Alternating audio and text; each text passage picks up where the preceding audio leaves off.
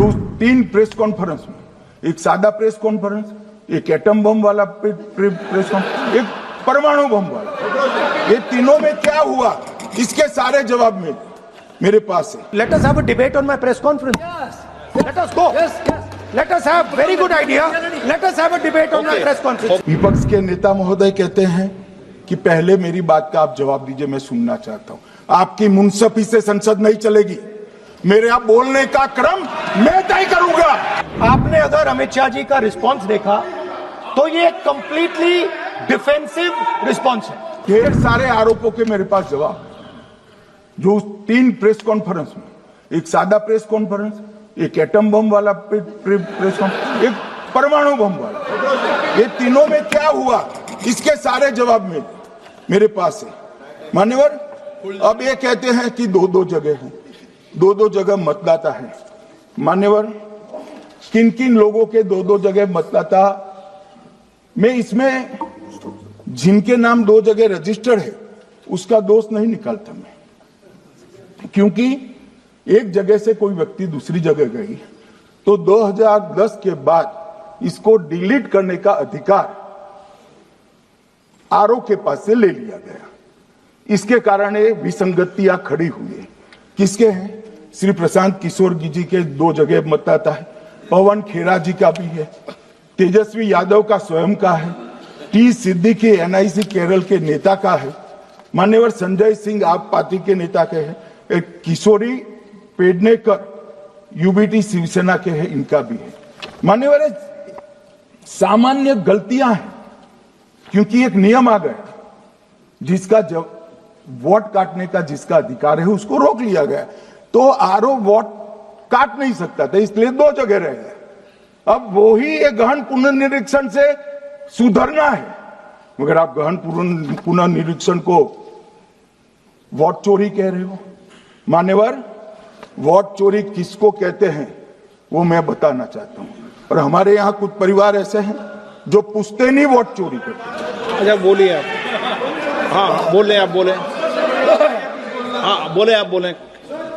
Speaker sir, मेरा कल एक सवाल था, जो हिंदुस्तान के इतिहास में पहली बार डिसीजन लिया गया कि इलेक्शन कमिश्नर्स को फुल फुल इम्यूनिटी दी जाएगी। ठीक है, ये है ना, इसका जवाब इसका पीछ में खत्म नहीं किया सर। इसके पीछे जो थिंकिंग थी वो हमें सबसे पहले बताएं। ठीक है। दूसरी बात, नहीं, हरियाणा की जहां इन्होंने बात की, इन्होंने एक उदाहरण लिया, वहां पर अनेक उदाहरण हैं। वो भी आपने दिया था ना, 19 वो भी आपने दिया था, इसलिए दिया वो भी। 19 लाख वहां पे फेक लोग, वो उदाहरण आपने दिया था, इसलिए उसका जवाब दिया। और ये भी हमें बता दीजिए, actually let us have a debate on my press conference. Let us go. Let us have very good idea. Let us have a debate on my press conference. Amit Shah ji, I challenge you to have a debate on the 3 press conferences. Please. ठीक है, बैठ जाइए, बैठ जाइए। माननीय, please, माननीय, आपने बात की, प्लीज।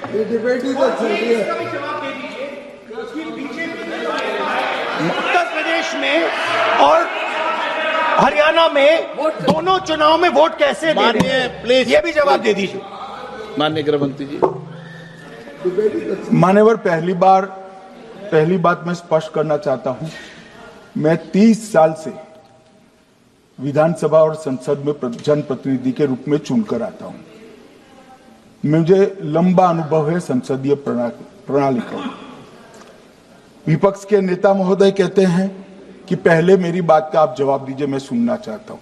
आपकी मुंसफी से संसद नहीं चलेगी, मेरे आप बोलने का क्रम मैं तय करूंगा, इस तरह से नहीं चलेगी संसद। मान्यवर, उनको धैर्य रखना चाहिए, मेरा जवाब सुनने का। इनकी एक बात का जवाब मैं दूंगा, मगर मेरे भाषण का क्रम वो तय नहीं कर सकते, मैं करूंगा, क्योंकि मैं बोल रहा हूं।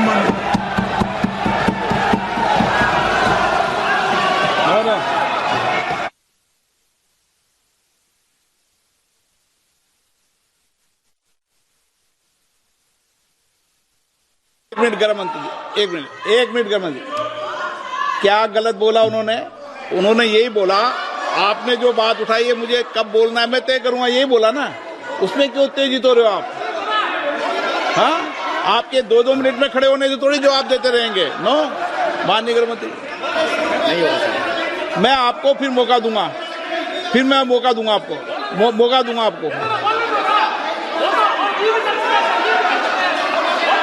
हाँ बोलिए, हाँ बोलिए सर, ये बोलिए। आपने अगर अमित शाह जी का रिस्पांस देखा तो ये कंप्लीटली डिफेंसिव रिस्पांस है। ये घबराया हुआ रिस्पांस है, ये डरा हुआ रिस्पांस है। अब सुनिए पूरी बात, प्लीज मानिए। नो, सच्चा रिस्पांस नहीं है। माननीय गृह मंत्री जी, मान्यवर आपके चेहरे पर बैठो मान्यवर आपके चेहरे पर चिंता की लकीरें मैं देख रहा हूं कि मैं क्या बोलूंगा। मैं उनके उकसावे में नहीं आऊंगा, मैं मेरे विषय पर बोलूंगा। मान्यवर, मैंने इतना ही कहा कि मैं मेरे भाषण का क्रम मैं तय करूंगा। मेरे भाषण का पहले क्या बोलना, बाद में क्या बोलना, मैं तय करूंगा। और मैं मानता हूं कि हर एक वक्ता का ये अधिकार है, उनका भी है, मेरा भी है। कल वो बोल रहे तो हम ऐसा थोड़ी ना बोले आप झूठ क्यों बोल रहे हो। हम नहीं बोले, नहीं बोल सकते साहब। वो माननीय विपक्ष के नेता है, वो बोल सकते अपना भाषण। मान्यवर, और मैंने तो ये भी कहा मेरा पूरा भाषण छूट कर कुछ बच जाता है तो आप पूछिएगा, मैं जवाब दूंगा। मगर अब धैर्य भी चाहिए और सुनना भी चाहिए, दोनों चीजें करनी पड़ती है। मान्यवर, वोट चोरी का कोहराम बचा। मैं वोट चोरी किसको कहते हैं वो बताना चाहता हूं। वोट चोरी के 3 आयाम हैं। एक तो मतदाता नहीं है, मतलब योग्यता नहीं है, और आप वोटर बन जाते हो तो वोट चोरी माना जाएगा। दूसरा, आप गलत प्रकार से चुनाव जीतते हो तो वोट चोरी माना जाएगा।